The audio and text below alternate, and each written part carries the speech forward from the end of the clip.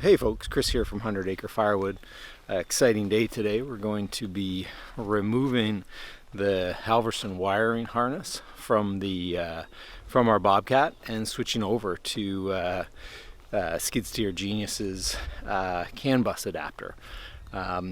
This makes a big difference because I can just use joystick controls versus the wiring harness from Halverson, which is wires everywhere inside of the cab, and it's just very kludgy, I would say, and kind of just hard to get your hand around the joysticks and really control things properly with the Halverson stuff. And I also didn't want to get too adjusted to processing firewood with their 6-button setup versus using the joysticks. So I'll do a quick little walkthrough of the cab on the T76, and just get you guys to have a look at just kind of how crazy all these wires are with the Halverson setup. So just going inside the Bobcat now.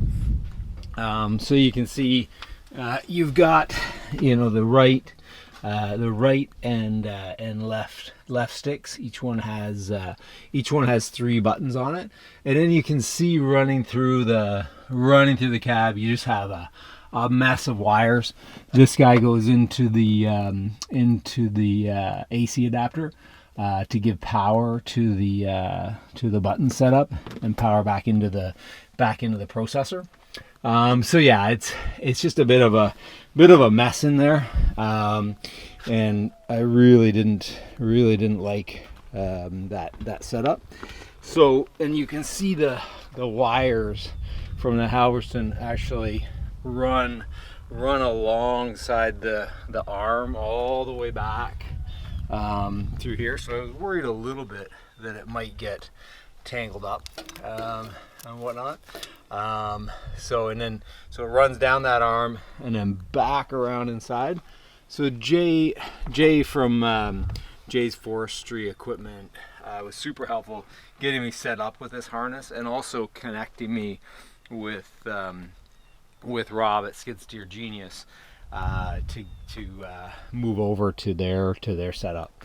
So you can see this is the setup from Skid Steer Genius. So rather than all of those wires that are running through the cab and outside, this is just the unit now. So you've got essentially from the 7-pin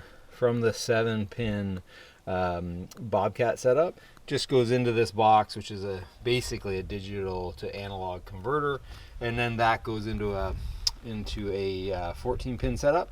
A little bit of messing around with the pins to get them kind of the way that I wanted, but Rob and the guys at Skid Steer Genius really helped me out with that.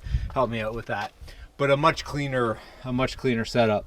So I'm gonna now just transition over to tearing out all the Halverson stuff from the cab. You guys can watch that fun, and then I'm gonna get down to processing some firewood. Okay, exciting times. We get to cut off all of this madness with the Halverson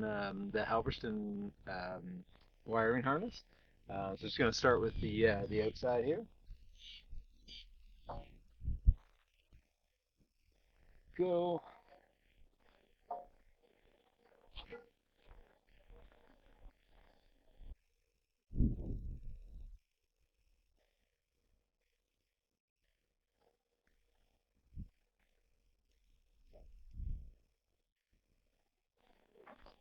Okay, that's the outside done.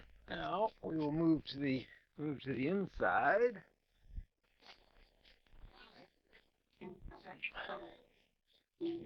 So see me here. Okay. So just a few zip ties to take off in here, and then I will be back in business. No more big ass boxes on the joysticks to deal with. And I'll show you guys afterwards just how much stuff how much stuff this is from Halverson, and now it'll be much cleaner inside of this cab. So, and I'll be able to close my damn window as well.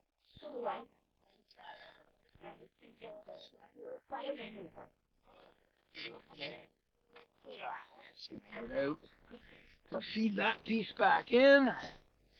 There we go. Oh,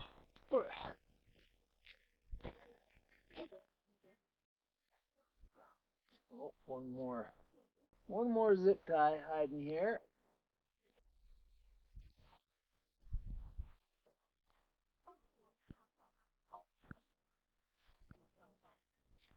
There we go. That's everything. So feed this back in, and then hopefully this is the last we see of this harness. Jay from Jay's forestry equipment will come back and take this and give it to somebody else that wants to mess up the cab. Here we go. So all of this can now power up, hopefully.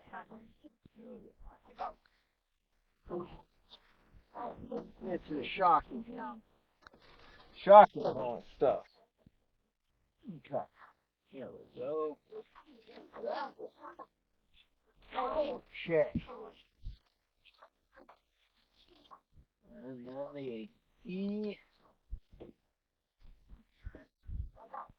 Alright. There we go. I think that's all of it. Look at that. That is a lot of wires. I'm so glad that I'm getting rid of this. And also this, I'll sit down here for a sec. It's also this, getting rid of all this makes it so that we can just, I think you can still see it over here, just plug any attachment in that's a 14-pin adapter.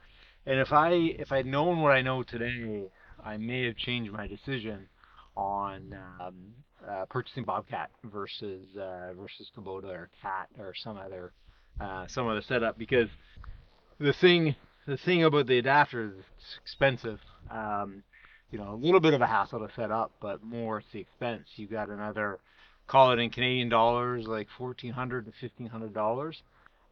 Now I didn't know that I was going to get into a firewood processor and these more complicated systems, but looking back, it may have ended up being a little bit cheaper to go Kubota because of the 14 pin analog versus this. But I do love my Bobcat. It's a great machine.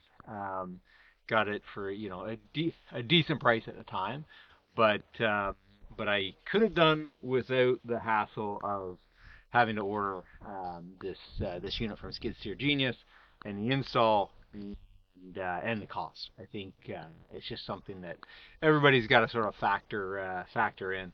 But I am very glad that all these wires are now gone and everything's going to operate through the joystick. And now I got a little bit of a learning curve, guys, on how to use the new in-button joysticks, because I started to get a little bit of used to all of this madness. But I think I've got it pretty set up in there that it's pretty intuitive. The only thing that I'm sort of unhappy with is the toggle between the grab bar and the splitter head up and down. It's a little bit of a pain to operate all at the same time. I'll get used to it. Not the end of the world. Looking forward to playing around with it, and thanks for watching.